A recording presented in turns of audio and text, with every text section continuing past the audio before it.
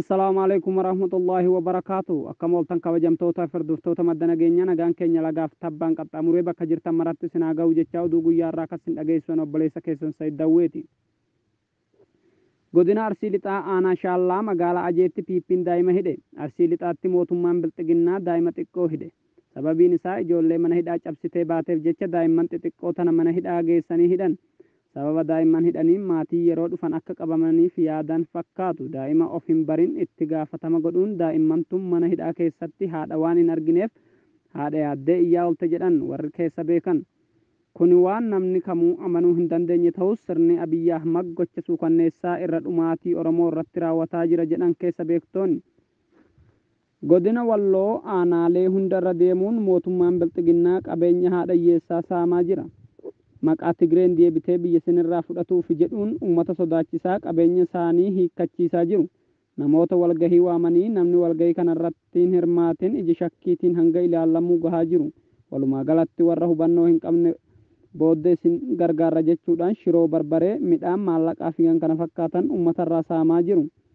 Intala Oromoo barattuu kutaa 12 kan taate jiraattuu magaalaa Finfinnee waan Oromoo taatee fi waan mallattoo odaa boquu ofirraa qabduuf qofa gamoo irraa nafxanyaan darbatamuun gabaafame. Harargee Daaroo Labuu magaalaa Miicaatti Firoomsaa Mahammad kan jedhamu kalee galgala gaafa guyyaan 16 ji'a 3 bara 2013 akka lakkoofsa Itoophiyaatti poolisiidhaan qabamee mana hidhaa seenee jiraachuun gabaafame. Piippiin qeerroo ija ijataan adamsuun itti fufee jira. Sababni inni itti hidhame Oromoo ta'uu isaatiin sabboonummaa qabaachuu isaatiin yeroo adda addaa irratti walgahii keenya irratti hirmaattu jechuudhaan hidhamuu gabaafame. Tigraayitti yakki waraanaa akka hin raawwanne UN akeekkachiise. Dhaabbanni mootummoota gamtoomanii humna waraana Tigraay magaalaa guddoo naannoo Tigraay haleellaa irratti raawwachuuf yeroon dhumaa kennee ture xumuruun dura yakki waraanaa raawwachuu mala jechuu yaaddoo isaa ibse. Lolli mootummaa federaalaa fi humnoota naannoo Tigraay gidduutti gaggeeffamu torban sadaffaasaa qabateera. Dhiibbaan kan lakkaawaman lubbuu dhabaniiru. Kumoota kudhaniin kan lakkaawaman ammoo qe'ee isaanii irraa buqqaaniiru. Dhaabbileen gargaarsaa lolli kun rakkoo namoomaa hammaataa uumee baha Afriikaas tasgabbii dhabsiise jechuun sodaa qaban ibsu. UN raayyaan ittisa biyyaa teessoo naannoo Tigraay kan taatee fi jiraattoota miliyoona walakkaa ol qabdu magaalaa Maqaleetti humna qabu fayyadamee seenuuf yeroon muraasa wayitaafetti sodaa qabu ibseera. Haa ta'u malee yaa'iin mana maree nageenyaa UN kibxataaf dhimma Tigraay irratti mari'achuuf qabamee ture. Ibsa malee xumuramuu EFP'n gabaaseera. Akka gabaasa kanaatti biyyoonni Afriikaa yaalii gamtaan Afriikaa gochaa jiruuf yeroon haa kennamu waan jedhaniif loluma kanaan wal qabatee akka BBC'n gabaasetti ergamtoonni gamtaa Afriikaa 3 jaarsummaa Finfinnee seenan. Hoggantoonni duraanii biyyoota Afriikaa 3 ergama gamtaa Afriikaa fudhachuun mootummaa federaalaa fi TPLF jidduutti jaarsummaa taa'uuf Finfinnee seenuun himameera. Lolli mootummaan duula seera kabachiisuutti jedhu erga eegalee torban 3 lakkoofsisee jira.